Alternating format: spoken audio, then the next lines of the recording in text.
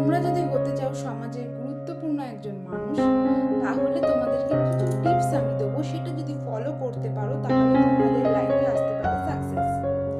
Number 1, অতিরিক্ত কথা বলবে না, আননেসেসারি কথাবার্তা বলা বন্ধ করবে।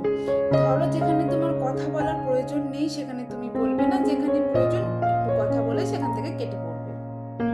নাম্বার 2, সময়কে মূল্য দেবে।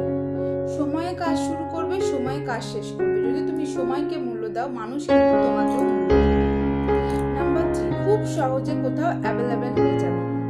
নিজেকে ভ্যালু দেবে। যদি তুমি সবার কাছে খুব সহজে অ্যাভেলেবেল হয়ে যাও, সবাই কিন্তু তোমাকে টেকেন ফর গ্র্যান্টেড হিসেবে নিয়ে ছুঁড়ে ফেলে দেবে, কারণ সবাই ভাবে এর কোনো আজে বাজে কাজ ছাড়া কাজ নেই। নিজেকে ভ্যালু দেবে, অ্যাভেলেবেল কোথাও খুব সহজে